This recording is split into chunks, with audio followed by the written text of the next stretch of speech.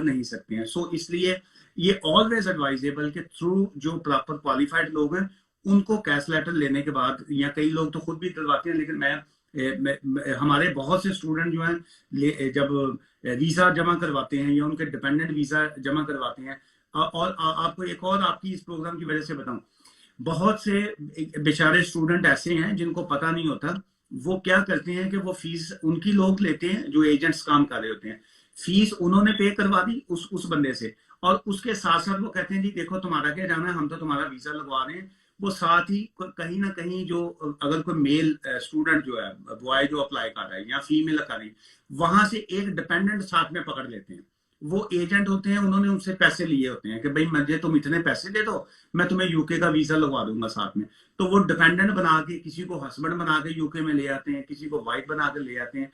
सो वो एक illegal activity है। अगर यूके गवर्नमेंट को पता चल जाता है तो वो आपका फ्यूचर उसमें डार्क होता है। लेकिन चूंकि लोग कहते हैं जी तुसी सानू एक बार बॉर्डर पार करा दियो, एक बार इसी यूके वड़ गए ते वापस से असी आना कोई नहीं, तो एक बार सर पहुंच जाइए सही। सर सो मैं लेकिन सबको वो बहुत डेंजर ये काम है बता और बच के रहिए इससे। राइट सर, मैं सबको बता देना चाहता हूँ यूके आना कोई इतना बड़ा नहीं है जितना वहां से देखने में लगता है, या एजेंट सिचुएशन इतनी ज्यादा क्रिएट करते हैं। सर मेरा पास 100 ऑफ स्टोरीज हैं एजेंट्स की, जिनको सुन के लोग हैरान हो जाएंगे। अगर मैं उस पर स्टोरी पे एक रोज वीडियो बनाऊं ना, तो वहां पर लोग, क्योंकि इतने तरीके से फ्रॉड करते हैं वो जी आदमी को साइकोलॉजिकल, क्योंकि पता तो होता नहीं है कि एग्जैक्टली यूके में हो क्या रहा है, डॉक्यूमेंटेशन क्या चाहिए, किस तरीके की रिक्वायरमेंट है।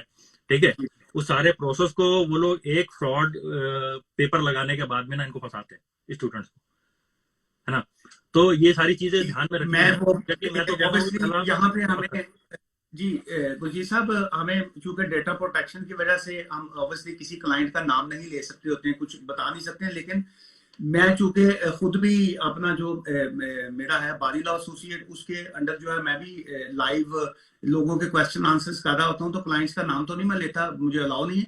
लेकिन मैं कुछ चीजें अवेयरनेस के लिए लाजमी शेयर करता होता हूँ ताकि लोगों को अवेयरनेस मिले। इसी तरह पिछले 2-3 वीक से मैं एक केस को मैं हैंडल कर रहा हूँ। उसमें क्या था कि एक स्टूडेंट जो था उसका उन्होंने वीजा करवाया किसी एजेंट ने, साथ में किसी लड़की से उन्होंने पैसे ले लिए कि जी हम तुम्हारा डिपेंडेंट का वीजा करवाएंगे और तुम्हें यूके पहुंचा देंगे।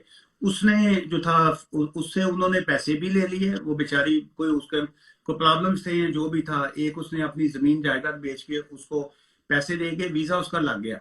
उसके बाद उसको यूके लाने के बाद उन्होंने उसको सेक्सुअली हरास भी किया, फिर उसको यूज भी किया, उसको अब्यूज भी किया, और उसके बाद वो उसको घर के अंदर उसको बांध के उससे काम वाम भी करवाते रहते थे। इस किस्म के इश्यूज थे। अभी वो खैर वो पुलिस और बाकी तरफ उसका इश्यूज चल रहे हैं, वो है। लेकिन इस तरह जो हमारी बहनें वहां से स्टूडेंट वीजा पे आती हैं या कोई बाकी आती हैं, एजेंट से बच के रहिए।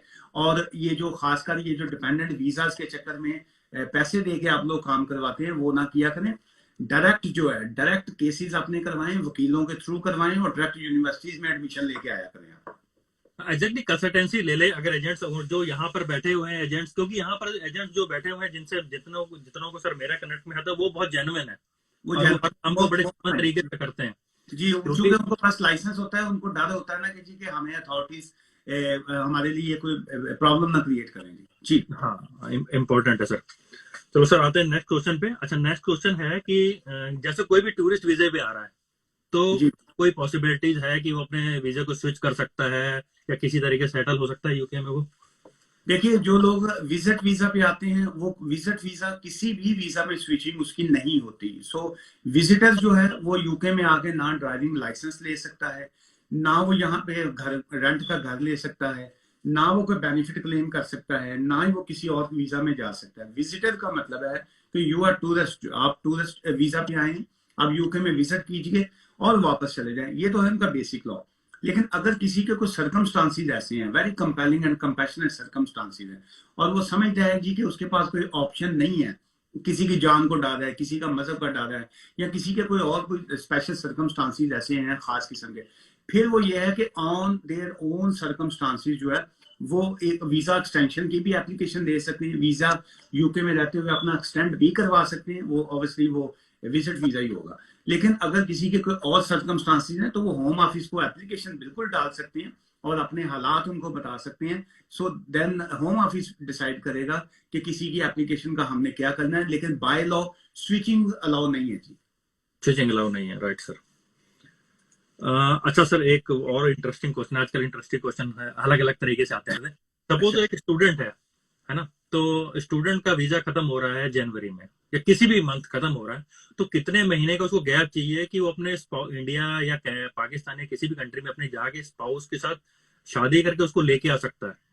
मतलब कोई टाइमिंग है कि एक्चुअली गैप चाहिए कि 6 मंथ का होना चाहिए, 3 मंथ्स का होना चाहिए, या किस तरीके से ऐसे? देखिए, जो एवरेज होती है, जो यूके वीजास में होती है, जो एवरेज टाइम पीरियड है उसका वो ये होता है कि आप 180 डेज से ज्यादा बाहर नहीं रह सकते हैं। अगर आप 180 डेज बाहर रहते हैं तो ऑटोमेटिकली जो आपका करंट वीजा होता है वो खत्म हो जाता है, वो कैंसिल हो जाता है, कर्टेल हो जाता है, अनटिल अनलेस अगर उसकी कोई खास रीजन है जो आप इनको बता सकें, कन्विंस कर सकें, और उसके बाद जो है वो बॉर्डर एजेंसी जो है वो आपको अलाउ करते हैं। लेकिन चूंकि जो स्टूडेंट के वीजा होते हैं वो ऑलरेडी, चूंकि वो होता ही मैक्सिमम 15 मंथ तक का वहां से इशू हुआ होता है, तो उसमें टाइम फ्रेम ऑलरेडी कम होता है। सो ऐसे हालात में यह है कि अगर कोई स्टूडेंट यहाँ पे यूके में आता है तो उसके बाद वो सोचता है कि जी मुझे अब 20 घंटे काम भी मिल गया है, मुझे अब यूके की समझ भी आ गई है, मेरी अब पीछे वाइफ है या मेरा हस्बैंड है या मेरे बच्चे हैं साथ में, तो मैं उनको मैं मुझे यहाँ पे लाना चाहिए। तो उसके लिए बेटर ऑप्शन तो यही होता है, क्योंकि ऑलरेडी वो मैरिड तो ऑलरेडी होते हैं, या अगर किसी ने दोबारा शादी भी करनी हो। सो इसलिए बेटर यही होता है कि जितना शॉर्ट टाइम में आप काम कर सकें, जितना जल्दी से जल्दी ये करवा सकें, वो ज्यादा बेटर होता है। क्योंकि वीजा अप्लाई करने में और वीजा लगने में कम से कम आपको 2-3 महीने वो भी चाहिए हो। अगर एक बंदे के पास अपना ही वीजा 6 माह का बाकी बचा है, अब वो 1 महीना उसने जाके अपनी शादी कर ली या वहां पे कर दिया, 3 महीने उन्होंने फिर वो उसको वो लगा दिए, तो बाकी वो टाइम पीरियड थोड़ा 2 मंथ्स का बाकी रह जाता है। तो वो सम टाइम जो है ईसीओ जो होता है, एंट्री क्लियरेंस ऑफिसर, वो ये समझता है कि जी कि ये ऐसे लग रहा है कि जैसे ये ना हो कि यहाँ से वहां वहां जाएं तो ये कोई केस फाइल कर दें या कोई ऐसा ना आ सके। इसलिए कोशिश ये करनी चाहिए स्टूडेंट्स को कि जितना देर उनका मैक्सिमम वीजा बाकी है, जल्दी से जल्दी जो है वो अपना प्रोसेस फैमिली का डिपेंडेंट वीजा का जो है वो करवा सकें। ओके। अच्छा सर, एक लास्ट क्वेश्चन जो आपसे मेरा वो ये है कि कौन कौन किस किस तरीके के ऐसे वीजेज हैं जिसको जो बिना एलियट किए जिसको अप्लाई किया जा सकते हैं आउट ऑफ द यूके? जो जो आप लोग यूके में आके जिसको स्विच कर सकते हैं जी। हाँ, नहीं, यूके में आके जैसे जैसे हम केयर होम की बात करता हूँ या मैं किसी और जॉब की बात करता हूँ, तो उसमें जी, क्या है कि आपको आइलेट्स की रिक्वायरमेंट है, तो ऐसे कुछ ऐसे वीजे हैं आप सजेस्ट कर सकते हो जो बिना आइलेट्स के लगवाए जा सकते हो?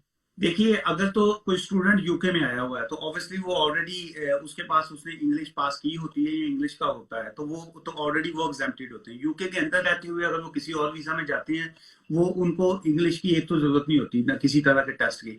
सेकंड ये है कि जिनके पास इंग्लिश कंट्री का जो डिग्री होती है, या अगर उन्होंने यूके में आके कोई डिग्री ले ली है, तो फिर भी वो एग्जेम्प्टेड होते हैं। बहुत से स्टूडेंट जो हैं उन्होंने इंडिया से या पाकिस्तान से जो अपनी मास्टर डिग्री की होती है वो इंग्लिश में की होती है, तो वो अगर वो ऐसा है तो एप्लीकेशन डाल सकते हैं एग्जामेशन के लिए।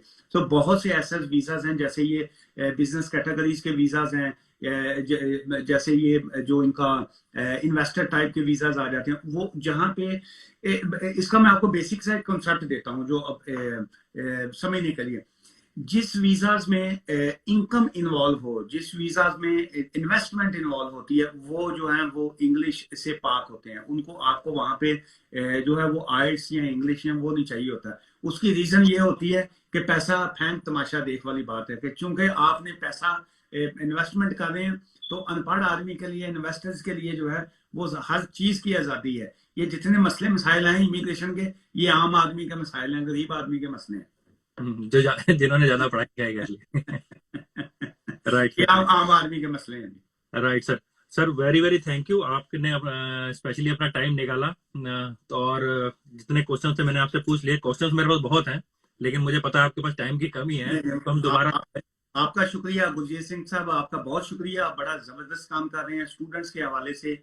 जितने इश्यूज हैं उसमें रियली जो है मुझे बड़ा अच्छा लगा आपसे बात करके भी, और आपके इस प्रोग्राम की वजह से भी मैं कहूँगा बहुत से ऐसे स्टूडेंट जो हैं जिनके साथ अगर कोई एजेंट या बाकी लोग हाथ कर जाए, कोई गड़बड़ हो जाए, या वो यूके में रहते हुए किसी मुश्किल का शिकार हों और उनके पास फीस जो है वो वकील की देने की ना हो, या कोई इस किस्म का मुश्किल का शिकार हो, तो वो आपके इस चैनल की वजह से वो बिल्कुल हमसे रब्ता कर सकते हैं। और मुझसे जो हो सका वो हम बिल्कुल, बहुत से केसेस में मैंने बहुत से स्टूडेंट्स की बगैर फीस लिए भी मैंने उनका काम किया है। और खासकर ये मैं आपको बता नहीं सकता हूँ कि अभी जितने स्टूडेंट्स हैं बेचारे, देखने में लगता है कि जी कि एक स्टूडेंट जो यूके में आया है वो बड़ा आसान जिंदगी गुजार रहा है, लेकिन ऐसा होता नहीं है। किसी, वो कहते हैं जी, शहर में आके पढ़ने वाले भूल गए किसकी माँ ने कितना जेवर बेचा था। तो जो इधर इंग्लैंड में लोग आते हैं, जो स्टूडेंट बन के आते हैं, उनका बैकअप जो होता है वो सम टाइम बड़ा मुश्किल होता है। किसी ने अपनी को प्रॉपर्टी सेल की होती है, किसी के कोई और जमीन जायदाद जो है वो गिरवी करवा के यहाँ पे आते हैं। फिर उसके बाद वो जब यहाँ पे आते हैं, उसके बाद उनका मकसद पढ़ाई तो ऑब्वियसली होता ही है। कुछ 5-7-10% लोगों का होता है कि जी चलिए पढ़ के जो ये जो पॉलिटिशियनों के बच्चे हैं, सियासतदानों के बच्चे हैं, अमीर लोगों के बच्चे हैं, वो तो आते हैं यहाँ पे, वो पढ़ के डिग्रियां लेके, उनको पता है वहां पे हमने जाके बैठना। ये जो बाकी लोग आते हैं ना जी, ये सारे लोग पढ़ाई के साथ साथ जो है ये अपनी लाइफ को स्टेब्लिश करने भी आते हैं कि जी हम यहाँ पे काम करेंगे, पीछे जो हमारी पेरेंट्स हैं वो खा पी सकेंगे, जो हमारी किसी की बहन ब्याने वाली है, किसी ने बहनों की शादियां करनी है, किसी ने अपने भाइयों को वहां पे लाइफ में सेटल करना होता है। सो इसलिए एक तो मैं आपके इस प्रोग्राम की वजह से कहूंगा, बहुत से लोग इस वक्त जो skilled worker visa, charity visa या बाकी जो है ये जो बेच रहे हैं ना, इनको खुदा के लिए ये मत बेचें। ये जो स्टूडेंटों से आप 15,000 20,000 पाउंड इस तरह के लोग ले रहे हैं, ये मत लीजिए। एक तो आपको वो पैसा अपने साथ में, वो शमशान घाट जिसको कहेंगे या कब्र है, वहां पे आपने लेके नहीं जाना। आप नंगे पैदा हुए थे, आपने नंगे ही फौत हो जाना है, मर जाना है। तो वो जो बेचारे जिनके आप पैसे ले लेते हैं, उनकी लाइफ बहुत मुश्किल होती है। मेरे पास कई क्लाइंट्स आते हैं, वो कहते हैं जी हमने 5,000 10,000 पाउंड दे दिया, वो बंदे गायब हो गए। एक वो भी कई भाग जाते हैं, फिर कईयों के, और उनको उनके लिए पे करना बड़ा मुश्किल है। अगर आप किसी की मदद कर सकते हैं तो उनको आप उनका स्किल्ड वर्कर वीजा या बाकी स्टूडेंट्स को आप वैसे उनको दें, और उनको देखें कि वो अपना ईमानदारी से कितना काम करते हैं। काम वो आपका एक्स्ट्रा करेंगे, आपका दिल से काम करेंगे। जब आप उनको पैसे दे के, लेके पैसे उनसे आप वीजे बेचेंगे उनको, तो वो तो बददुआएं देते होंगे आपको, और उनकी उनकी आहें जो सिसकियां बददुआएं हैं वो वैसे ही आपको तबाह कर देंगी। इसलिए जो स्टूडेंट्स आते हैं उनकी, अगर आप लोग यहाँ पे जो सेटल्ड लोग हैं वो अगर मदद कर सकते हैं उनको जॉब देने में, उनका किसी और तरह की हेल्प करने में, बिल्कुल किया करें। और जो मेरे दोस्त कोलीग वकील जो लोग प्रोग्राम देख रहे हैं, उनसे भी मैं यही रिक्वेस्ट करूंगा कि जितने लोग जो ऐसे स्टूडेंट आते हैं उनसे फीसें कम से कम लिया करें, बेसिक फीस लिया करें, ताकि जो है उनकी मदद हो सके। और जो अफोर्ड नहीं करते हैं उनकी अगर आप फ्री में भी काम करेंगे तो वो जो ऊपर वाला है वो कहीं ना कहीं आपकी और तरीके से मदद कर देता है। सर मेरे पास जितना कई स्टूडेंट मेरे कनेक्ट में रहते हैं, कईयों को बहुत ज्यादा प्रॉब्लम्स हो जाती हैं, तो कई लॉयर्स हैं जैसे आप भी हो और सर ऐसे और भी हैं। तो मैं जितनी कोशिश करता हूँ कि उनकी फीस वेवर वगैरह हो जाए, उनको फीस ना देनी पड़े, जितना प्रोसेस हो जाता है उतना करवाता हूँ। और कई बार ऐसा भी होता है कि उन लोगों ने स्पॉन्सरशिप लेनी होती है, तो वो भी कंफर्म करके बताना पड़ता है कि भाई ये जो कंपनी है वो एक्चुअली जेन्युइन है कि नहीं है।